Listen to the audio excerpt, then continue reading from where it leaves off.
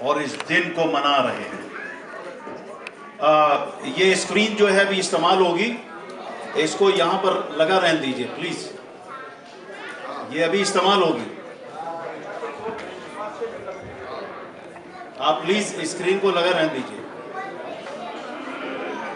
میں حسب معمول اور حسب دستور جو گفتگو کرتا ہوں، آج قطعی میرا کرنے کا ارادہ نہیں ہے، کیونکہ میں انتہائی اوور ویلم ہوں اور فرط جذبات سے لبریز ہوں۔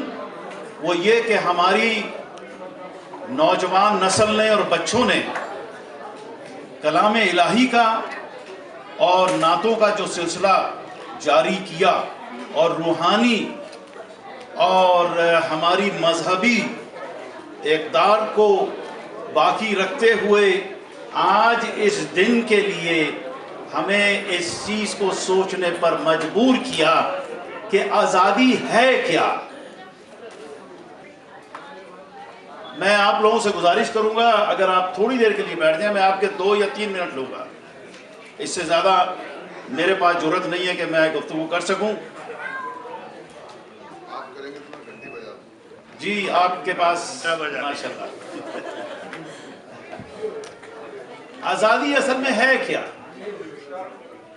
میرا خیال ہے کہ ہم نے بارہا اس مسئلے پر سنا ہوگا، پڑھا ہوگا، کہا ہوگا، مگر آج مجھے کہنے دیجئے کہ آزادی ہے کیا؟ قبل تقسیم ہندوستان مسلمانوں کو کیا نہیں مل رہا تھا کہ ان کو آزادی کی ضرورت پڑی؟ یہ ہے سوال۔ کیا خدا نخواستہ نمازیں نہیں ہو رہی تھیں، یا لوگ حج کے لیے نہیں جا رہے تھے، یا صدقہ و زکوٰۃ نہیں ہو رہی تھی، یا نماز عیدین نہیں ہو رہی تھی؟ میں سمجھتا ہوں یہاں پر شاید وہ بزرگ موجود ہوں، یا وہ لوگ کہ جن کو اپنے بچپن کی باتیں یاد ہوں اور اس وقت وہ ہمارے سامنے سینئر سٹیزن یا بزرگ ہوں۔ جب وہ ہجرت کر کر پاکستان آئے، اور ابھی آپ نے ایک ویڈیو دیکھی ہے اور اس ویڈیو میں دکھایا گیا کہ کیا وہ ہجرت کرنے والے، وہ لاچار، مجبور، یتیم بچے، عورتیں، بزرگ سرحد پار ہو کر کسی ارادے، کسی امنگ کو لے کر آئے تھے۔ بس 1-2 منٹ، آخر وہ چیز کیا تھی؟ کس مقصد کے لیے اتنی بڑی قربانی دی گئی؟ 2 قومی نظریے کو پیش کیا گیا، کس مقصد کے لیے؟ کیا یہاں پر کوئی بیٹھ کے کہہ سکتا ہے کہ جی میرے باپ یا دادا کو نماز پڑھنے سے روکا گیا تھا؟ نہیں، ہم نے تو نہیں سنا۔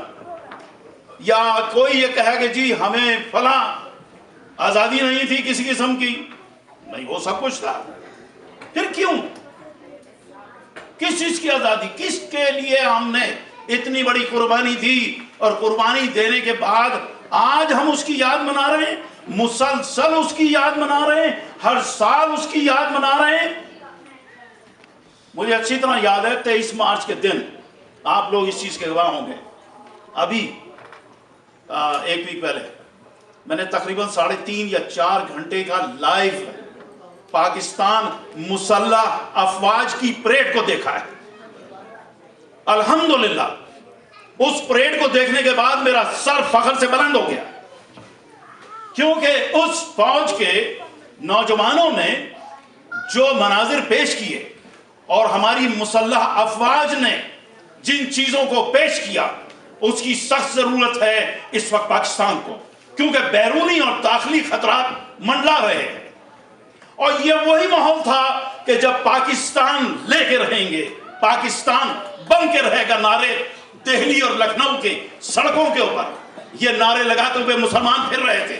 اس وقت کے جو سامراجی اور صہیونیت ذہن کے رکھنے والے تھے، انہوں نے یہ پیشین گوئی کر دی تھی کہ یہ جس ملک کا مطالبہ کر رہے ہیں، یہ جس آزادی کا مطالبہ کر رہے ہیں، ایک دن وہ آئے گا کہ یہ ملک، یہ خطہ عرضی جو کہ لا الہ الا اللہ محمد رسول اللہ کا ایک ایسا قلعہ ہوگا کہ جہاں پر ہم آنکھوں میں آنکھ ڈال کر دنیا کو یہ چیلنج کر سکتے ہیں، اگر ہم اسلام کی خدمت کریں گے، دین کی خدمت کریں گے تو اس طرح کریں گے۔ وہ 4 گھنٹے کی پریڈ دیکھنے کے بعد اس کا نعرہ یہ تھا، نو مور دہشت گردی، کوئی کسی قسم کا ٹیررزم نہیں ہوگا۔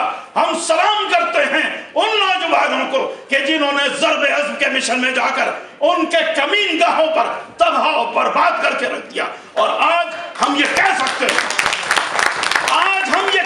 ہیں، ان نوجوانوں کو اور اپنی مسلح افواج کے ان سپوتوں کو کہ جنہوں نے جا کر ان پہاڑوں میں اور ان چٹیل میدانوں میں اور ان غاروں میں جا کر ان کمینوں کو جا کر تحقیق کیا ہے کہ جو بیرونی ایجنڈے کو پاکستان پر مسلط کر رہے تھے۔ آئیے، آج ہم اس ملک میں موجود ہیں، خبردار اگر وہ ٹیررزم وہاں ہو رہا ہے تو آج ہماری نوجوان نسل یہاں ایکسپوز ہے، اس کو دین کی طرف رکھیے، دین کی طرف مائل رکھیے۔ ان اجتماعات میں دین کا اور اسلام کا ذکر کیجئے۔ میں ان لوگوں سے چیلنج کر کے کہتا ہوں کہ جو شرماتے ہیں، نہیں جی پاکستان اسلام کے نام پر کہاں، وہ تو سیکولر ریاست تھی، قائد اعظم نے تو بس ایسے ہی نعرے لگا دیے تھے اور ان کو لیڈرشپ چاہیے تھی تو لہذا سیکولر بن گئے۔ نہیں، خدا کو مانو، دو قومی نظریے کو بیدار کرو، یاد رکھو، اس کو سمجھو کہ ہم کون ہیں۔ ہم اس لہو کے وارث ہیں کہ جو ہماری آزادی کے لیے بہا تھا، اور اگر ہم نے اس کو بھلا دیا تو یہ ہمارے لیے بہت بڑا کفران نعمت ہوگا۔ آئیے بس اسی کے بعد میں یہ کہتا چلوں، آج کا یہ پروگرام جس طرح سے ہم کر رہے ہیں، اور میں آنے والے ایک نوجوان کو دعوت دوں گا کہ جو پاکستان میں آج کل جو مصیبتیں، جو صعوبتیں خاندانوں پر آ رہی ہیں، طلباء پر آ رہی ہیں، بچوں پر آ رہی ہیں، عورتوں پر آ رہی ہیں، وہ شہداء ہیں ہمارے۔ 68 ایئرز پہلے جو شہداء قربان ہوئے، آج بھی مسلسل قربانی دی جا رہی ہے۔ اور میں بڑے فخر سے یہ کہوں گا کہ ابھی تھوڑی دیر بعد آپ کے سامنے جو پریزنٹیشن ہوگی، جناب علی حسن صاحب کو میں دعوت دیتا ہوں کہ وہ تشریف لائیں اور آپ کے لیے چند منٹ پریزنٹ کریں کہ جو شہداء کی فیملی اور ان کی تعلیم کے لیے جو یہاں پر کوشش کی جا رہی ہے اس کے بارے میں وہ کیسے کہیں گے۔ میں علی حسن کو دعوت دیتا ہوں، آئیے تشریف لائیے۔